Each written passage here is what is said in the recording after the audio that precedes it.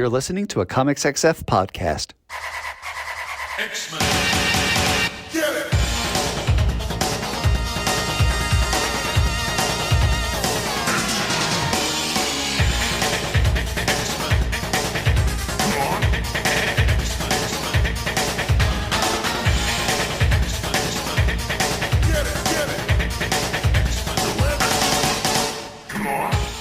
Hey everyone, and welcome to another exciting episode of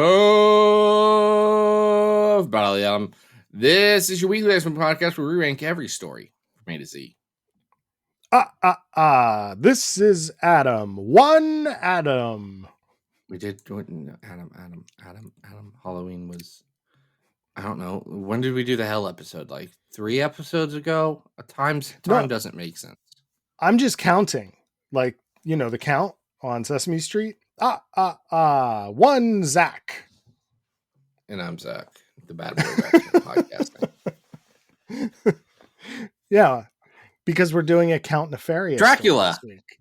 No, Count Nefaria. No, I thought you were talking about the famous Count, the Dracula one, the one that there's like a lot of comics about, the Marvel comic Dracula.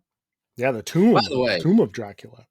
By the way, folks, if you have not read the Roy Thomas's and Mike Mignola's, Francis Ford Coppola's, Bram Stoker's Dracula comic, you should go read it. It's essentially Hellboy Zero. It's pretty great. I mean, the movie's great too, but it's so cool to see the adaptation. The movie is a great thing to watch one time, and I am not sure watching it a second time would add joy to my life.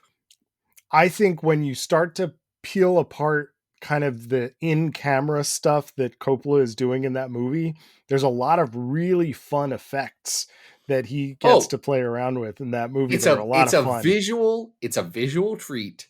There's a lot of fun in it, and there's a lot of people having a blast. And also, the script is not good. Well, I mean, come on, you know. Plus Keanu Reeves doesn't seem to have a pulse.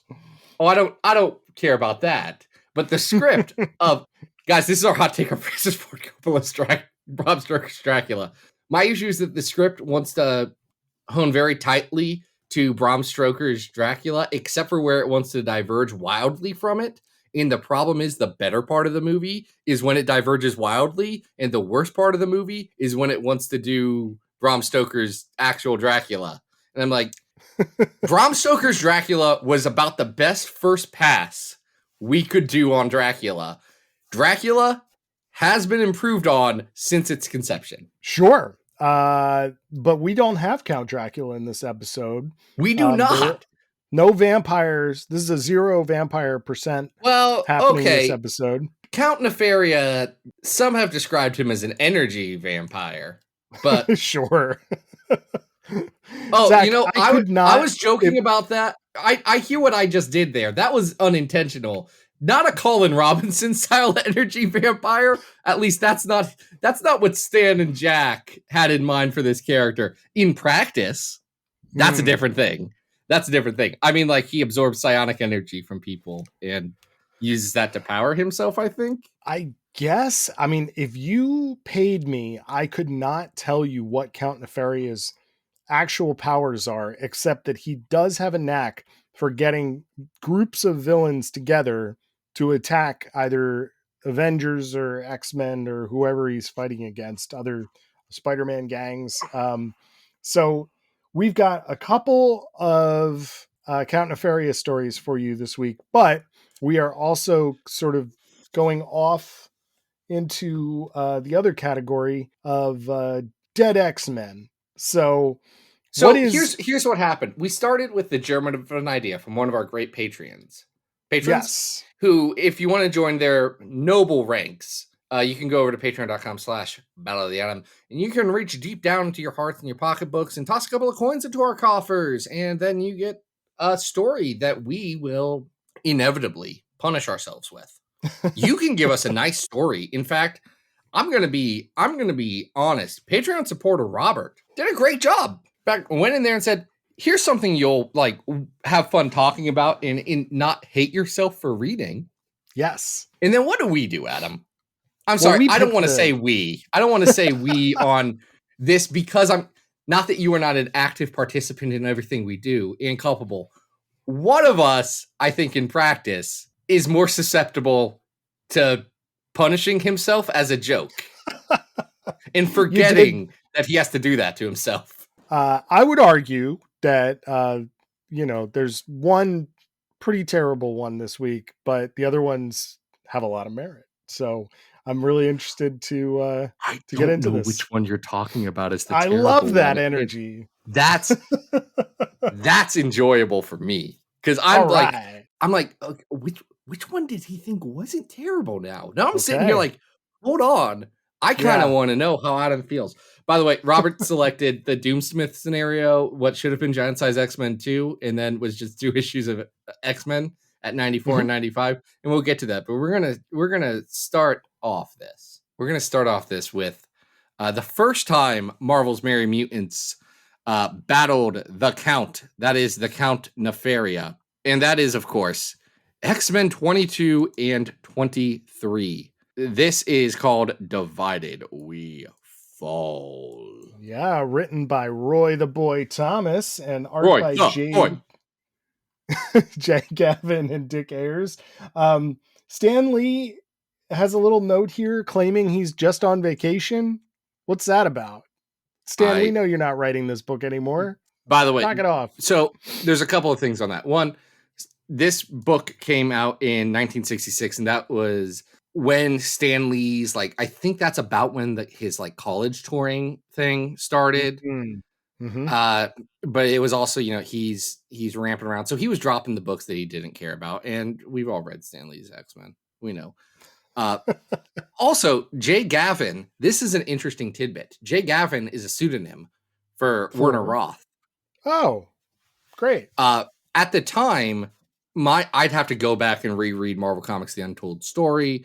If you've not read Sean Howe's seminal book on the early history of Marvel Comics, you got to. If you want to know what was going on pretty much up to the bankruptcy days, that's the best place for it. Anyway, my recollection of this is that they didn't want DC knowing that they were also doing Marvel books. I think they might have had a contract, but listen, all sides need to honor the contract in comics. And I'm not saying that DC wasn't honoring their contract. I've just heard the backstory of literally 2 comics in my life. I just kind of know, maybe I'm not going to blame the freelancers on this one. Do you know where he got the name Jay Gavin? This is a fun fact. I do not, Adam. Where did he get the name Jay Gavin? They are Werner Roth's 2 sons' first names. So it's Jay and Gavin, and he used that for his pseudonym so that he could avoid DC getting mad that he was drawing Marvel comics at the same time. Yeah, I'm going to be honest, Werner Roth, it's not that good of a secret name. You did a bad one. Oh, come on. He did fine. So our X-Men are going to actually have a host of villains to fight in these 2 issues. But first, they must defeat the evil robot Colosso. Yeah. Hey, Colosso's a Danger Room robot that the professor has built.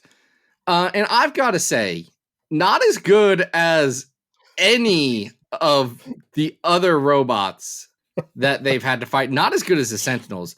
Do you know how many times Colosso appears in X-Men after this? I hope 0, because he sucks. My understanding is 1, actually, he's in the Doomsmith scenario. I saw that. They train against Colosso. It was wild. Wait, really? But I missed that. Yeah, they train against Colosso. Oh my god, that's great. The Marvel Wiki is saying Colosso is in that issue of X-Men 110 where they have to fight Warhawk when the Hellfire Club messes with the Danger Room behind the scenes. But apparently also in Fantastic Four, World's Greatest Comics Magazine #3, a story by Eric Larson and Eric Stevenson and Tom DeFalco, Colosso does appear. Amazing.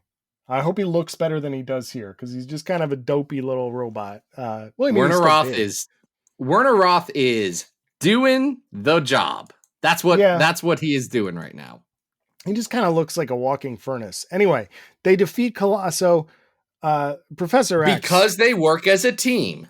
Yes, teamwork makes the dream work, and because of this, Professor X lets the X-Men go off on vacation, while he is left to lament his sad state as being bound in a wheelchair. It's very sad. It was the 60s. What is sad and also very funny, is immediately they get told, hey, you guys have time off. Bobby and Hank, let's go pick up chicks. We got Vera and Zelda waiting for us. Let's go down to the malt shop and have a time. That's great. Love that for them. Yes. Which leaves Warren and Jean, who are dating. Ish. Kind of like ish. I don't know. All of my knowledge of 60s courting comes from TV shows that I don't know are true or not. But I think Warren is more dating Jean than Jean is dating Warren. Well, especially because who tags along on this dinner date? She immediately invites Cyclops to come to their fancy dinner date. Cyclops is like, oh, I'll pay for my own dinner. I'm fine. And Warren's like, I'm rich.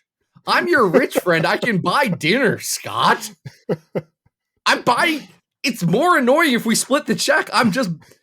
I'll pay for your $10 club sandwich that you got because you tried to find the cheapest thing on the menu because you didn't want to be a bother. It is that funny part, that last part, what Scott ordered, is not textual, but I think spiritually it's right. I know some people say he would have gotten the cup of soup, and if I would have thought of that joke, I would have made it. But I had a club sandwich today, and so that's what I thought of. You're probably not that far off the mark. It is pretty great that Jean and Scott are mentally in their thought bubbles, like lusting after each other, and how they know they're in love with each other. There's a beautiful page. Oh, you go ahead. I was just gonna say Warren and Jean get up to leave, and Scott's like, "Well, yeah, I've got friends, I've got plans. I've got friends. I definitely have friends. Friends, friendly friends. It's time to meet my friends." The best part for me is after Scott leaves, Warren is taking Jean back. They're driving in his car, and he's like, man, I think Jean's really warming up to me. I think I finally have a chance with her. And Jean's thought bubble, same panel. Oh, Scott. Yes. Perfect. So good. I got a lot of issues with Roy the Boy. In terms of enjoying his writing. This is not part of it. This did great. Good job. A+ Roy. Give me more of these teens being 60s teens. Give me less of Count Nefaria. Okay, this is where the story goes completely off the rails, because in no short order, the X-Men are lured to Central Park by what appears to be doppelganger versions of themselves. When they arrive, they are assaulted by a host of B villains, including a D-list, really, including the Unicorn. Explicitly D-list in this. Like, they're making fun of how obscure these villains are. Making fun. Roy's trying to get them over, and it's not going to work. So we have the Unicorn, we have Scarecrow, we have the Eel, Plant Man, Porcupine, and even a couple of goons from the Magia. So out of those villains, Adam, are there any that you would be like, okay, this is a real Marvel villain, and other these are fake? Because no. I feel like I always think of Porcupine as like, Porcupine's like, in my mind, one of the Marvel jobbers. Like, you put Porcupine anywhere, it's great. He has a dumb costume, but it's a good dumb costume. It's like Armadillo style dumb good costume. They did make fun of, Zeb Wells did make fun of Porcupine by bringing him into an episode of She-Hulk on the MCU show, which was kind of funny. But now you told me before we started that this Porcupine... Hold on. Yes. I didn't watch that show. Yes. Like, did he wear the Pokey costume and everything? He did. It was a big joke because he hadn't taken it off in a while and it smelled. Okay, so... It's pretty funny. I don't want to play favorites here. I'm just going to say that in the world of loving, C-list Marvel jobbers, the She-Hulk show did that. And I know Zeb Wells loves his stuff. And all I'm going to say is the MODOK show did an entire thing where some guys from the Bar with No Name, including Armadillo, just go out and like have a great time together because they know they all suck. But the joke is not about how much these characters suck. the joke is like, this is their life. How do they live with it? Which is my favorite. It's my favorite Marvel superhero thing. And it's actually why MODOK showrunner and MODOK voice guy, Jordan Bloom and Patton Oswalt, friend of the show, Jordan Bloom, why their recent Dark Horse book was so good. Anyway, if you're only going to watch one episode of that show, I would recommend the one where The Daredevil one. Abomination has a self-help group that involves D-list villains, including the Porcupine. What? Okay, hold on. Abomination self-help. I just want to know who's in Abomination self-help group now, because I love that. Okay, man, this porcupine look sucks. I'm looking at it right now. I kind of hate it. So you get Man Bull. Okay, fine, but okay, I don't know him. Man, hey, I don't want to be rude because I know we've already done this, but She-Hulk doesn't look good in this show, right? Listen, they were spending $25 million an episode on that show. And no, I don't think that the graphics look great. However... That's supposed to be the Wrecker? I'm sorry, Zeb, that's not the Wrecker. The Wrecker has a magical freaking crowbar. That's not the Wrecker. Hold on a sec. But listen, there's a reason he's not in his outfit. Okay, but why wouldn't Zach, you put him in his you have not clothes? watched this show. Let's not argue. I'm now about looking at She-Hulk. pictures of the entire Wrecking Crew, and it's making me mad, Adam. They were never in full costume in the show. That's a problem. Why do they not let these guys wear their clothes? Because why can't Thor wear his silly hat? Crew yet. They hadn't become the Wrecking Crew yet. Relax. It's okay. No one cares about the Wrecking Crew's origin. We just want the Wrecking Crew with their magical construction weapons fighting Thor. That's all we want. That's what the people You know how the MCU is drowning right now and can't support itself? That's what the people need. They don't need cameos from movies that we all agreed in 2006 were bad and we hated. No, we don't need that. We need the Wrecking Crew to show up and be the Wrecking Crew, dang it. Yes. That's all we need. I'm sure the youth of America will get very excited about their magical construction. The youth of America, Adam, the youth of America crave the Wrecking Crew. They desire it. I hear it all the time. It's all over TikTok. Adam, back in the day, we used to have children on Wrecking Crews. And you know what? They were happy. Now, what's the most popular game in the world? It's about wrecking things. It's about building things and wrecking things. It's called Minecraft. I don't know if the kids still play it. My son does. I think it is. The children still play the Minecraft. The children crave being on a Wrecking Crew. They desire it innately. We need to give them the actual Wrecking Crew in their real clothes. Cannot emphasize enough, the Wrecking Crew does not appear in any of the comics we're talking about. I just got strong feelings about Thunderball and his boys. That was a wild tangent that I did not expect you to go on. Anyway, this porcupine. Did you think I wouldn't like the Wrecking Crew? Hold on. Did you think I was like, I'm a guy who got very excited about a Ghost Rider comic yesterday? This is my fault.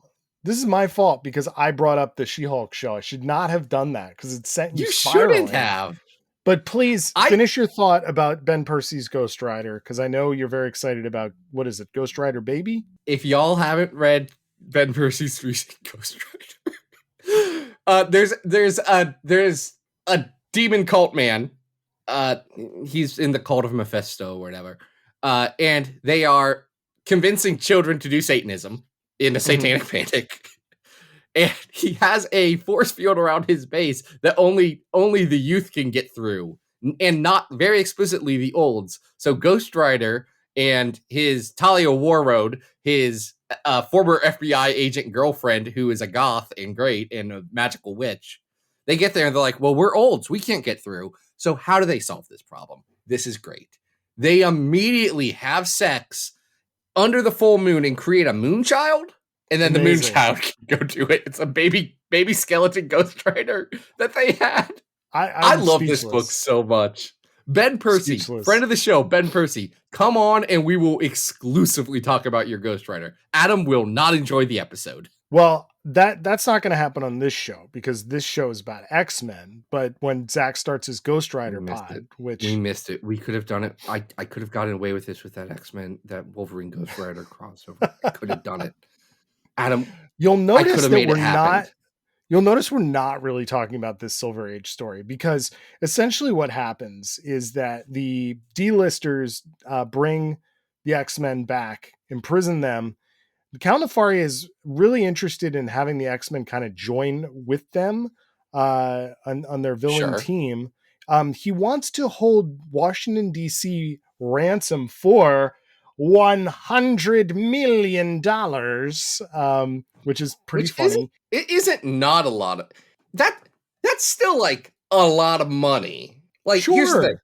Here's the thing. I know it's not like a lot of money in government scale, but in Austin Powers International Man of Mystery, if Dr. Evil would have said $100 million, it wouldn't have been as good of a joke as when he said $1 million. I'm doing the pinky thing. Adam's not even looking at this. I didn't even do the pinky thing because this is a podcast. You don't see the pinky thing. That's the difference between you and me, man. I did the pinky thing. Committed. Nefaria has this absolutely bonkers plan. He builds a dome around the entirety of Washington, D.C., which doesn't under the dome to them. Brian K. Vaughn's under the dome. Seems to appear to like exist in a giant field. I feel like they don't quite understand the structures around Washington, D.C. Anyway, I would agree. Then the X-Men have to go and collect the ransom from the U.S. government in a small briefcase. And then Professor X plays switcheroo because he can walk now. He's figured out how to use a device to actually get around on his legs. It's braces. He figured out braces, which I'm really happy for him. I mean, mobility is so important. If that's something that he wants for his bodily autonomy, I want that for Professor X. Yeah. So, Nefaria thinks he's got the ransom money. It disappears at the end of the episode. And this ain't good. This is a mess. It's an absolute mess. The X-Men are like, I guess we have to trick Count Nefaria. And here's the thing, Adam, Count Nefaria, I know it was 1966, so couldn't have been that established. But Count Nefaria was super not established. He had appeared in one Avengers story, Avengers 13, and then 2 issues of Tales of Suspense, where he fought Iron Man.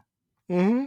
And he's supposed to be this, criminal mastermind that we all fear.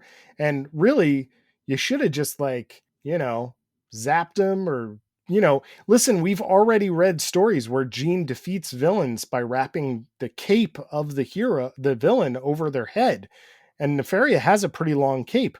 He does have a easy cape. Win here, guys. You don't need to be fighting all these D-list villains and running to DC. It's just Nefaria feels like another attempt to do Doctor Doom in the same way Magneto in the Silver Age feels like another attempt to do Doctor Doom.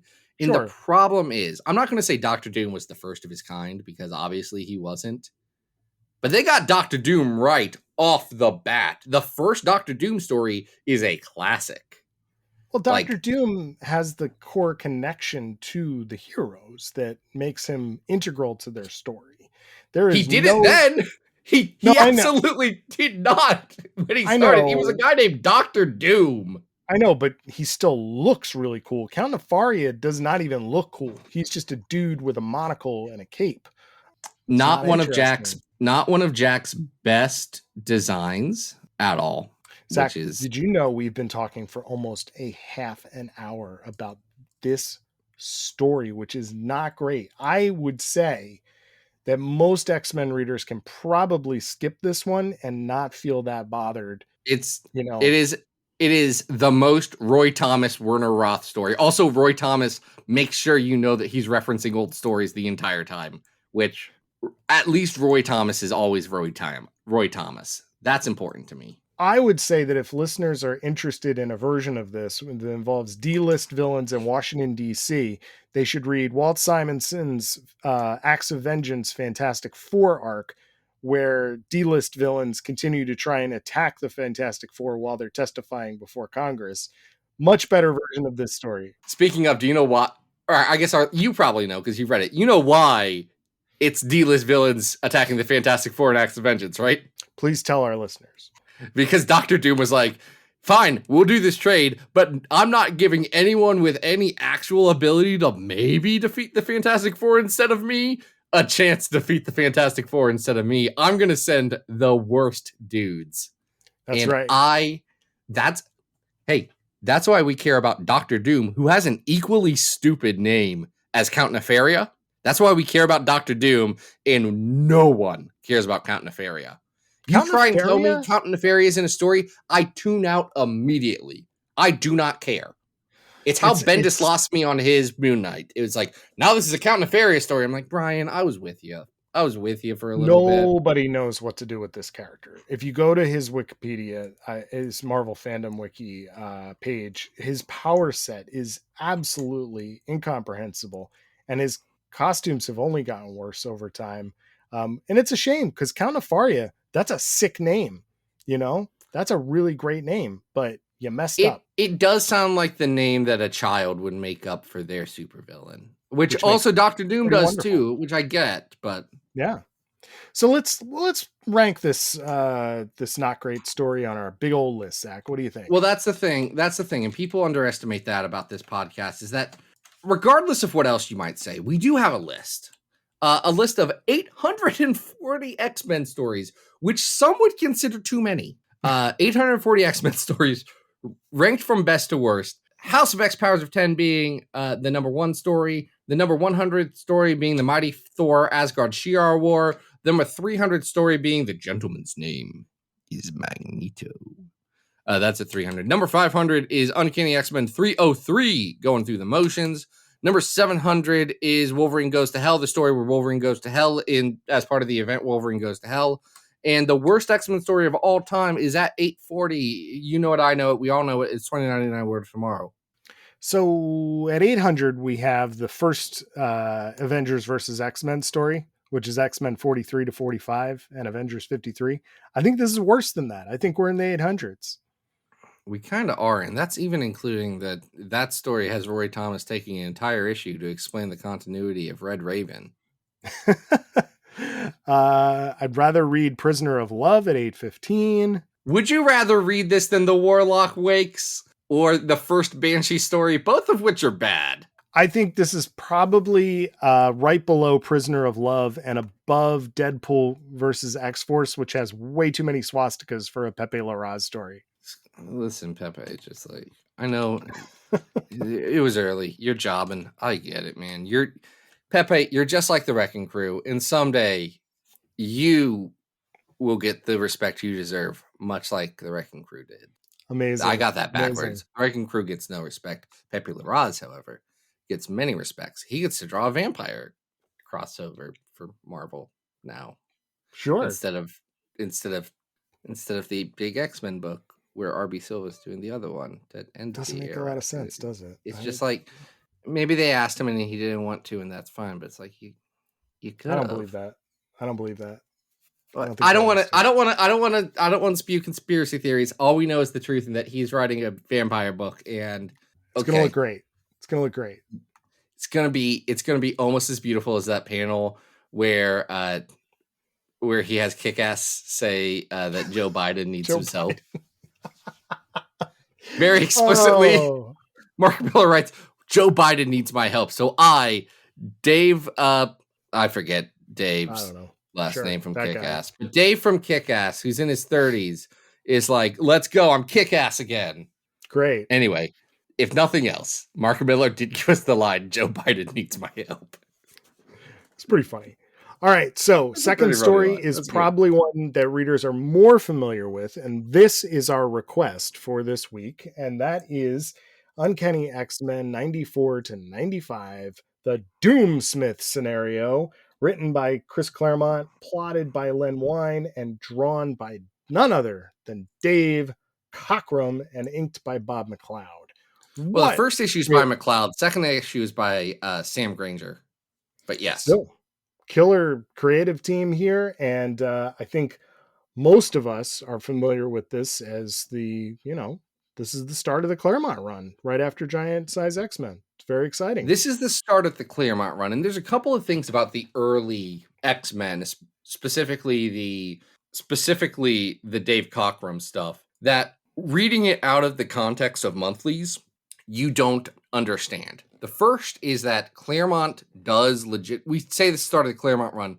Claremont takes a spell to get going. Like, sure, Len Wein has already plotted this series out for the most part for the first couple of issues, because it was initially going to be Giant Size X-Men #2, and that isn't what happened. So 94 and 95 are with Len Wein, and I believe 96, which is the Nagari story. Yeah, that's Bill Mantlo is involved in that one, and Mantlo does at least one, if not two more stories in this early chunk. The other thing that's interesting is that this book was coming out bi-monthly. Right. So every other month. It was only 6 issues a year. Part of that was because they were doing that for some of the books that they weren't so sure about, and they didn't want to clog up their publishing. I don't know if at this time they still had the limits on how many books they could publish a month, or if that was gone by 75. But they still had this low. Also, if they wanted to keep Dave Cockrum drawing it. Dave was never the fastest guy. I don't know how many he was doing at the time, because a lot of guys were doing a lot at the time. But you can see Claremont pick up. But part of why it seems like Claremont gets his feet under him really quick is because he's actually like spending a lot of time between these issues being able to get them right. And I think after the first 3 issues, like that's when the book. Well, actually, no, the book really kicks off with like 98, 99, 100, the Phoenix stuff. Right. But it's interesting to see this team develop, because this issue starts and they're like, okay, Krakoa just happened. We got a lot of X-Men now. Very funny for them to be like, there's 13 characters on this team. That's too many. Time for Sunfire. Too many X-Men. Sunfire immediately quits. Love that. Don't ask. Don't call me. Okay, bye, Shiro. We'll see you later. The rest of the 05 X-Men quit. Besides Scott. Scott's like, I have nowhere else to go. This is my life. This is the only thing I have going for me. Warren, you're rich. Beast, you aren't even here. You're an Avenger. Bobby, you've got college to do, and like you're going to be a great CPA. I'm sure you won't get like called on several tax fraud things at some point in your life. Jean, I don't know what you got going on. I guess being the girl, and we already have Storm here, so that takes care of our girl quotient.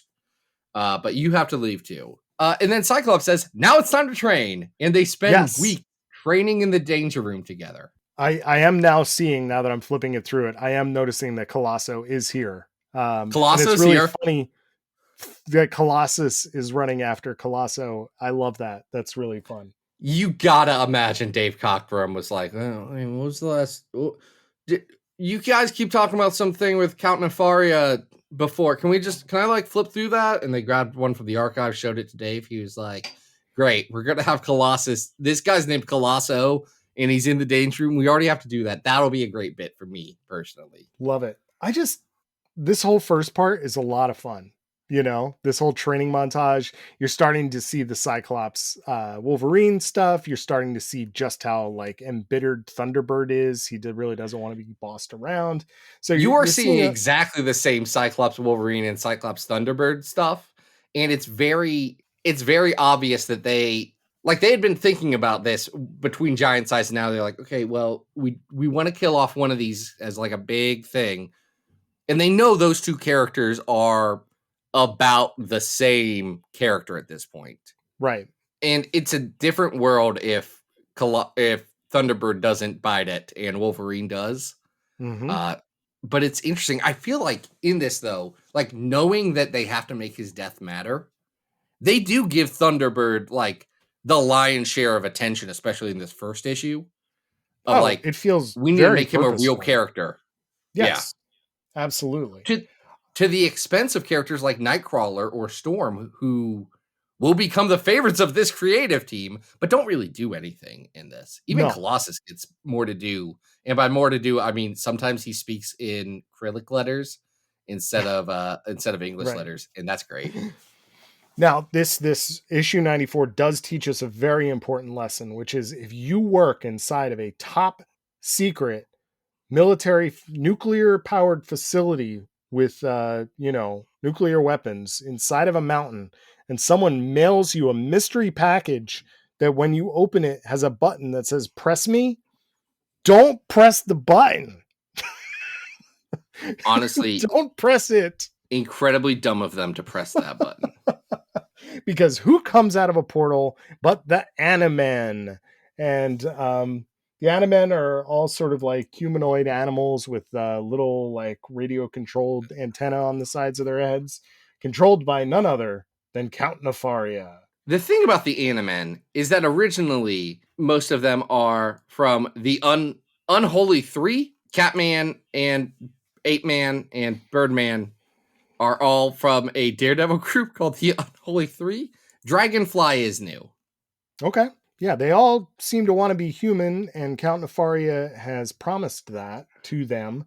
The X-Men are on the hunt, but unfortunately, Count Nefaria makes their SR-71 disappear.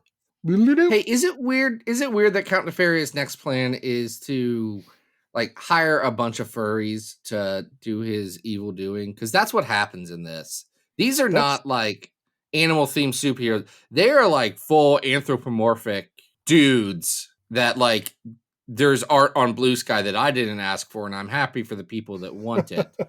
But like this shouldn't be on my For You page. You guys really need to understand your algorithm a little better. They're fine. They're just like villains of the week who like happen to look like animals, and they give the X-Men something to punch until Count Nefaria decides to make a dramatic exit in a army plane. And Thunderbird. In both of these stories, by the way, Count Nefaria has done nothing. Count Nefaria is just like there behind the scenes. Well, he has shown up, with these henchmen to take over this facility. So he's at least accomplished. He's going to shoot all of the United States nuclear missiles. Yeah, is what he's going to do. But I don't. What's his end game? Like all the missiles go. What does he do the next day? I don't understand Count Nefaria's plan here. That was actually the entire thing behind mutually assured destruction. Is what do you do after it? He doesn't have a really great idea, and so he does sort of escape once he realizes that the Animen have been defeated. But who tags along on this journey? But Thunderbird hangs along on the wing, and he's sort of bashing the hell out of this plane. Professor X telling him, get out, the plane is going to explode. And we get this amazing panel of Professor X's giant furry pointy eyebrows as he telepathically sees and experiences Thunderbird's death through his mind. Rockatham! We get this great explosion on the next page and this really great four panel sequence of Professor X sort of like going from agony to despair and in the flames. Love the color work on here. This is a pivotal moment for this team that is going to shape where it goes. Well, and I think even if it's like, this isn't pure Claremont yet, like this is him drawing a line in the sand and saying, we want this book to be something different.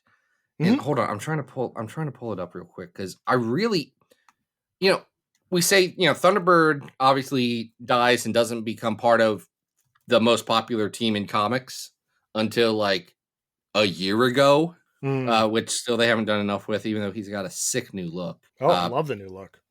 I love the new look too. It's like I wasn't sold on it when I first saw it, and then I saw it in action, and I was like, actually, no, this rules. But Thunderbird, like they make his death matter. They give him a good line. Like the last line that he says, I've been a loner all my life, Xavier, an outcast, dumped on by everyone I met. But I'm a man, Xavier, a warrior of the Apache. And today I'm gonna prove it. Like it sums up his character in the 3 pages the 3 books he's been in so far. And yes, it's a cultural caricature stereotype of, oh, I have to be the warrior. But in this scene, because it's juxtaposed with this being a frivolous, pointless death to try and take down a D-list supervillain and just dying because he had it baked into his mind that he had to be the warrior and he had to be the one to sacrifice himself. It kind of transcends everything and really works in a way that you wouldn't expect from the rest of the story leading up to it. And I think that's the indication that this is something different. It's not that a character died. It's that there was a lot of interesting context around how he died.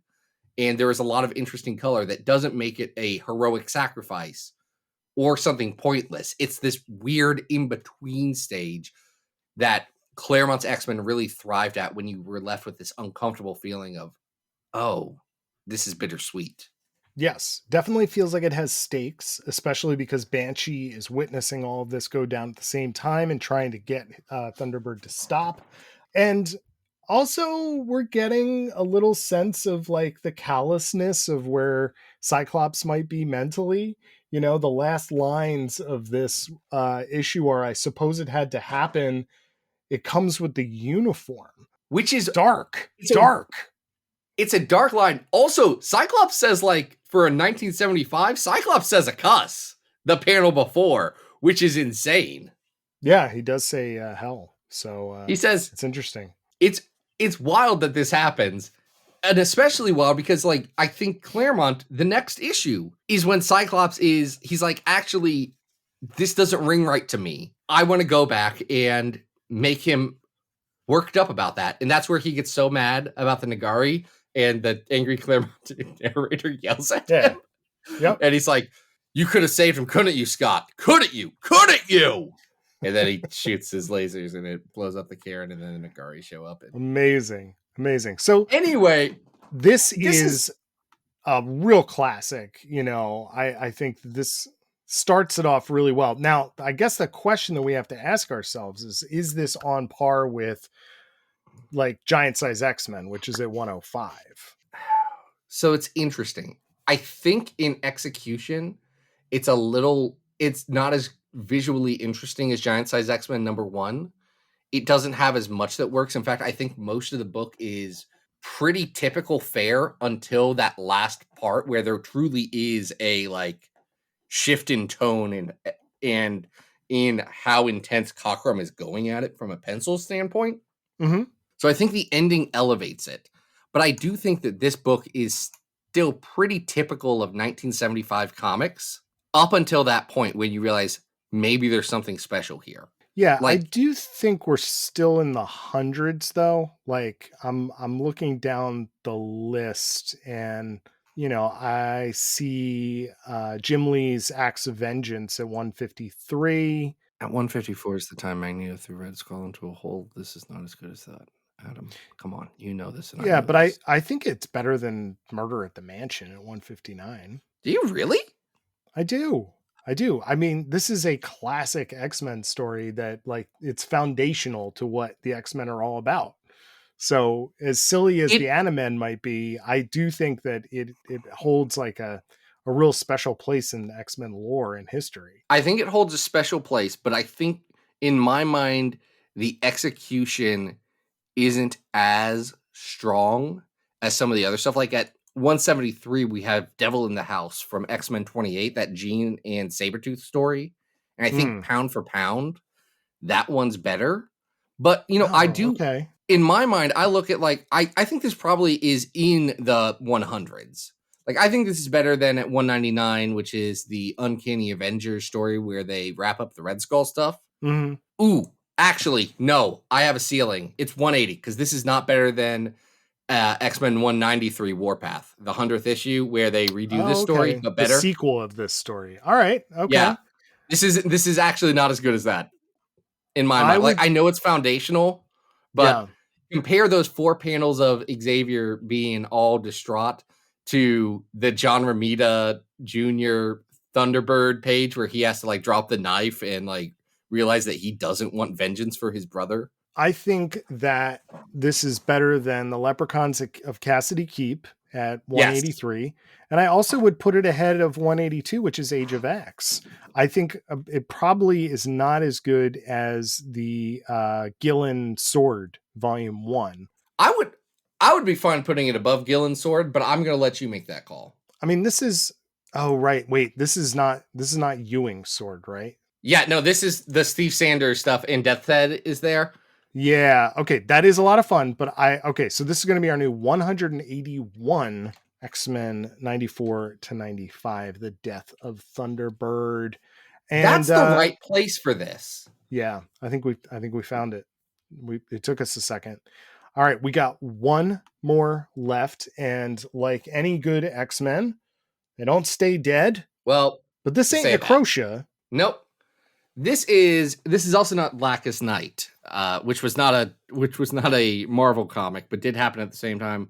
This is Chaos War X-Men, The Dead X-Men. It's written by Wheezy and Chris in 2010 of all times, with Doug Braithwaite on the art.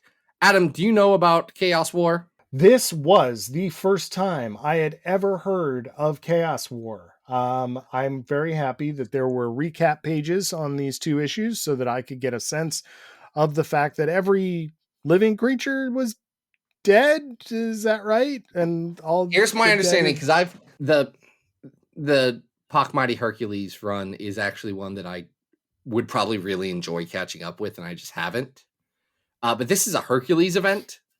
Hercules event. Okay.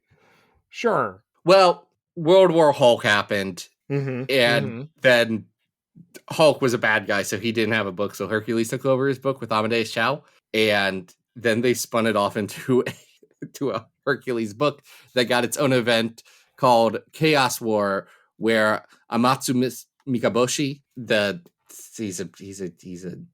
he's a Shinto spirit, and he did a bad and killed everybody and resurrected all the dead people.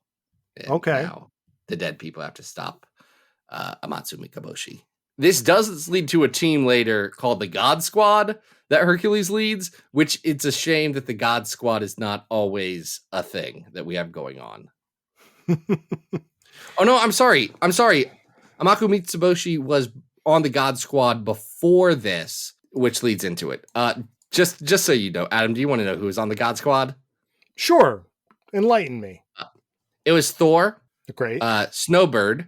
Amadeus Cho, who's not a god, but was just like there. Is Snowbird a god? Have you not read the John Byrne Alpha Flight? Because I also haven't, but I do know that. Of course I have. Snowbird. No, it's like I forget their names, but there's a bunch of Canadian gods up there that great. It's a whole thing. Keep going. Amadeus Cho, not a god. Amadeus Cho, Atum, who's I think like Amon Ra or something. Sure. Egyptian god. Venus from Agents of Atlas, also the goddess That's Venus. Fun. Silver Surfer and Galactus. Stretching it. Hold on. Do you think Galactus isn't a god? Because I feel like Galactus, if we consult the cosmic power rankings that no one should ever try and sort out, because that's an insane person's task. I mean, like, here's the thing. Galactus, bigger, stronger than Thor. And if we're counting Thor as a god, Galactus is above a god. Plus, Galactus is the last survivor of the last universe. You know, the what was it? So ISO 8 is from that. So 7 from the 6th universe. We're in the 8th universe now. Sure. Adam, we got to get you to read Ultimates and Ultimates Squared. And then Defenders and Defenders Beyond. Because it's wild. Defenders and Defenders Beyond are the one with Galactus' hot mom. Right. I think I read some of that. One of my favorite things we ever did on the site is when we got to reveal Galactus' hot mom in a preview for Defenders. And I said, everyone, Galactus has a MILF mom now. She's hot.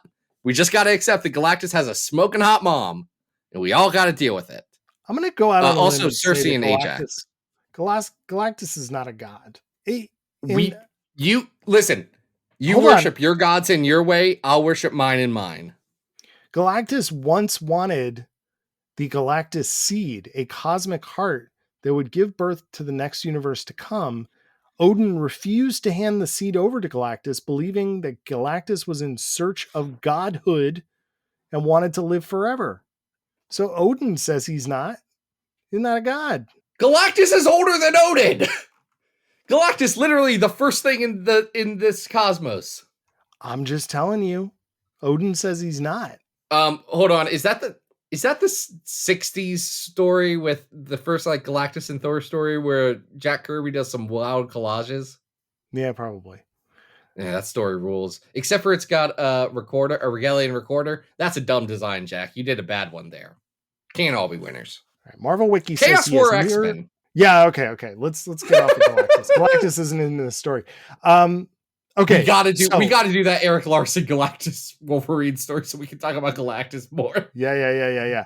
All right. So in this story, Chaos War is happening, and so some of our dead X-Men have been resurrected. They include Thunderbird, Banshee, duplicates of Multiple Man, including the two first one and the most recent one that had died in current continuity, two of the Stepbird Cuckoos, Esme and Sophie, and Zach, I've skipped one just so that you can share the special nature of our final cast member here. It's Moira McTaggart, famous X-Men friend Moira McTaggart, who was definitely dead at this time and not hanging out in a cancer room. So if we take the Hoxpox retcon, this is not actually Moira McTaggart. It is the Shi'ar Golem that helped her fake her death. Yeah. So that's fun. Listen, look, here's the thing. We don't have to worry about that. Moira's dead here. This is dead Moira. Though what's very interesting is that undead Moira gets possessed by Destiny's ghost. That's right. The Shi'ar Golem gets possessed by Destiny. Which those characters hadn't had a thing before. So this is an interesting okay. Yeah. There's a lot of color to the Moira House of X retcon that happens here, and it's just interesting. I would like to hear more about this and maybe have her skin one of the other characters and wear his skin as a disguise. People have a lot of valid complaints about how evil Moira has gotten. Skinning Banshee's a very good thing that happened, and I think that's the funniest friggin' thing in the world. That's pretty great. Wild. And again, Ben Percy deserves all the roses.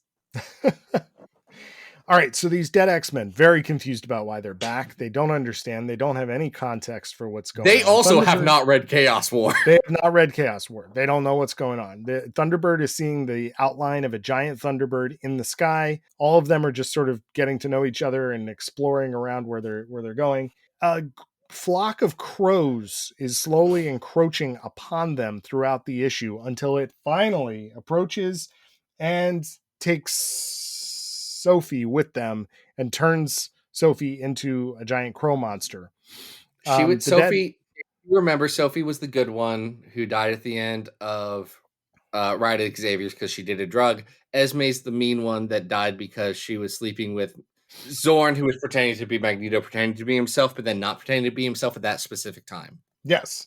They end up on Muir Island, which is supposedly a place where there's all kinds of mystical ley lines, yes. Mystical lines that are connected ley to lines, the world. Ley lines. Again, Ben Percy stuff. Ley lines. Let's go. Ben Percy didn't write this. It's Chris and Wheezy. As you mentioned before, Moira becomes Destiny.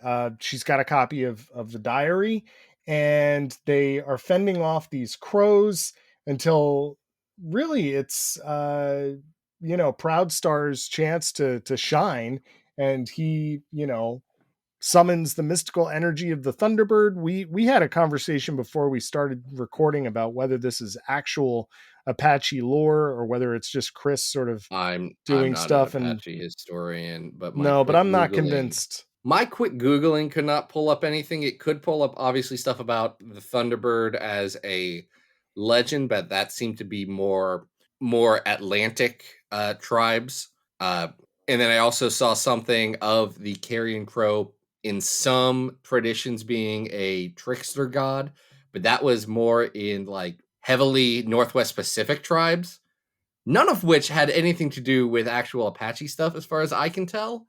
But again, consult someone who would actually know. I don't, and Chris Claremont and Louise Simonson absolutely didn't. Yeah, I don't know, but it really doesn't. I mean, I don't want to diminish the cultural insensitive nature of what might be happening here, but Thunderbird summons a Thunderbird Phoenix style that kills the crow, and hopefully this is helping everybody. It's just weird that this happens twice, right? Like, because this is essentially also what he does in X-Force, where he teaches them how to do the ghost dance, which again is not what the ghost dance was, or we talked what about was that. associated with the Apache. Yeah. And that was less than a year before this. So it's very weird that it's happening again. He even mentions remembering being brought back before. So this ain't his first time at this rodeo. Here's what I want to say about this, because I know you're probably going to be surprised that I'm going to say this, especially with the combination of Chris and Wheezy doing the dialogue and this art of Doug Braithwaite's, which does kind of have a little bit of a John Bolton vibe to it. This does have kind of a classic X-Men backup story feel to it. Unfortunately, it has a couple of the weird Chris Claremont hallmarks like Destiny's Diaries. It also has the very unfortunate addition of Thunderbird and Esme discussing how in another life they would have gotten it on. Didn't like that.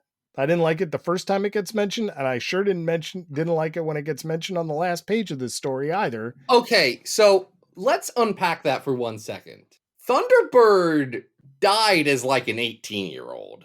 Is that like what? He's drawn as like an he's absolute a 20-somethings man. He is not a 20-somethings man. He's 18 years old, but he was like, okay, wait, no, hold on. He was just discharged from the Marines. So, okay, he would have been, he was done with his tour of duty, but he did lie to join the Marines early. So, okay, yeah, he's early 20s. Let's say that. We're both looking up Thunderbird's Marvel Wiki page. Here's the problem. This is an illegal thing that they are suggesting. Now that you're laying this out, I'm like, okay, I'm seeing what you're seeing now. I had in my mind that Thunderbird was like Colossus or Nightcrawler's age. No, you're right. He's an adult man. And Esme is a kid. She's a kid. Esme, probably 15. So just the idea that he had to put that in here just like is uncomfortable. There's no reason for it. It doesn't like help the story at all. So I'm going to just pretend that's not in this. And honestly, I didn't have a bad time with these two issues. It was okay spending some time with everybody, figuring out why they were dead. And then they attack some crows and everybody goes home. Is it the best thing I've ever written? Absolutely. Read? No, it is absolutely not the best thing I've ever read. But I think it looks nice. And I didn't mind Chris Claremont clearly being reined in by, partnering up with Wheezy. Yeah, I don't know how I feel about this one because I don't like it. I don't think this is a good story. I think Thunderbird, every time I feel like Claremont has like residual guilt about killing off Thunderbird as early as he did in the run, because you see it in the classic X-Men backups. You see it in that 100th anniversary story. Heck, you see it a bit in Black Sun. Like, sure. He's like, we should have done more with Thunderbird, actually. Like, I get that we said that him and Wolverine are the same, and they were at the time, but Wolverine's different now. Mm-hmm. Wolverine's his own thing, so we can do Thunderbird again. I know it won't happen, but like, if they ever give Chris Claremont a team book again, and Thunderbird happens to be on it, don't do that. I think it would be fascinating to see what Claremont would do with this character, given the chance that he's alive and like can do something with him. Listen, we've already given an Indigenous writer an opportunity to write this character, right? At least, and it was the best Thunderbird story they've done. So why would we want to give it back to Mr. Claremont? I don't think that's a good idea. We don't need to put that out there into reality. Like, I'm not disagreeing with that. I'm saying in the context of a team book where Claremont would likely have other characters and sure. just cards on the table about Marvel and their ability to generate talent. Look, they don't have a lot of indigenous talent on the bench, frankly. Well, yeah, they don't. That's a whole different problem. Yes. I'm looking at it from a realistically what might Marvel do in the next 2 years, and you're looking at it from what Marvel should do. And I think you and I are both on the same page on both of those things. It's just we're coming at it from a different vantage point here. To your point, I think it is interesting how this version of Thunderbird is very much about being noble and, the higher cause, and lacks the emotional intensity that I think writers in the Krakoan age have actually gotten correct. This character lacks his temper here, which is a core this part guy of who he is. This guy's been dead for a while, and he's like, Yeah. I was dead. Now I'm not. So I don't know. He also doesn't really have anyone to be mad at because he likes Banshee. Banshee was the one guy he was like kind of cool with. Yeah. Which Banshee was just the other older character. He's That just would have been mellow. interesting. I'm thinking through this. Yeah. There's a what if story that what if Thunderbird doesn't die, but then they keep doing it and it's good. I don't know. I would like to see Thunderbird play with that team more. I want more Thunderbird. I honestly am a little annoyed that they haven't done more with Thunderbird since they resurrected him. Hey, so many characters. It's hard to do stuff with everybody. But yeah, but they gave him a one shot. They sure did. They gave him a push, and maybe that one shot didn't sell because it was a Thunderbird comic, and I can't imagine that Thunderbird solo is going to move a lot of units. But they should have kept going. They should have kept pushing him more because I think there's a lot of Thunderbird to like. Yeah. Anyway, I don't hate this. I just think, it's a weird thing. Like, it seems like something that has no real effect on the larger crossover, but it could also be integral. I honestly don't know. So I have to take it just as it is, as an X-Men artifact. And I enjoyed, at least for what it was, and I enjoyed the artwork, with just some of the caveats that I mentioned earlier. So I don't think this is going to rank super high. Where should we be starting here, Zach? So I just kind of scrolled around the list. I don't think this is in the 300s. I think it's below that for sure. Yeah. Though I think it might be, I think we might have like a 400er somewhere around there. Sure. Because like 506 is X-Force Sex and Violence. And I think this is better than that. Yeah, I think this has at least a little going for it here. I think this is better. Go ahead. I found my ceilings on this, and I think you found some floors. So we're tightening in on this one. Okay, so you have X-Men Primer from X-Men Volume 4 1 through 3 at 496. And I think this is I could have this as better than that. Yeah, I think this is, where I would put this? I would put this. Where would you put it? Right between Mutant X 1 to 3 and Generation Hope 1 to 4. Okay. I'm not going to fight that. That sounds fine. Hey, is it weird that the one guy from Generation Hope has Albert, the robot Wolverine? He's just living with him now? Yeah. By living with him, I mean like they have bonded into one being. Yeah. Dark X-Men. You got Al just sort of chilling on his shoulder. It's a weird really book. Weird. It's a weird book. Weird. It's also weird that Maggot was the moral center of that book for a while before he quit. Yeah, all 3 issues, I love Maggot. I love him so much. That's the end of this episode, Adam. We spent so much time talking about the Wrecking Crew. You're not allowed to edit out all of our Wrecking Crew content. It's most of the episode. No, we'll keep this long. This is a fun one. And I hope everybody enjoyed our conversation about Count Nefaria. Thanks to Robert on Patreon. If you want to be like Robert, go over to patreon.com/battleoftheatom and see what we got going on. We got stuff. Adam, what do you specifically have going on? I believe by the time this comes out, Dr. Anna Papard and I will have covered the final and 4th issue of Jean Grey, speaking of Wheezy. And you can always follow me on socials, Adam Reck on Instagram and Blue Sky, and Arthur Stacy on Twitter.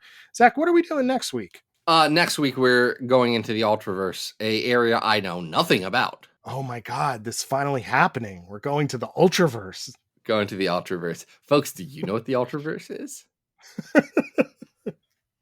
You're about to find out if you didn't live through the 90s. I am learning that the Ultraverse had a cartoon at one point. They were giving cartoons to anybody, weren't they? Oh. Where's the They almost Ultraverse gave- cartoon streaming? They almost gave one to Youngblood, so, anything could have happened. They actually did give one to Wildcats. Yeah, is the Wildcats cartoon streaming anywhere? I'm sure you could YouTube it, Anyway, next week, folks, we're doing the Ultraverse. So it's on Tubi. Ultraverse is on Tubi. Amazing. That means it's free. That means it's free. Wildcats you can buy on Amazon. Oh, look, it also is on Tubi. Guys, go to Tubi, catch up on these bad 90s superhero cartoons. But until then, folks, this has been Battle of the Atom. We hope you survived the experience. Get it!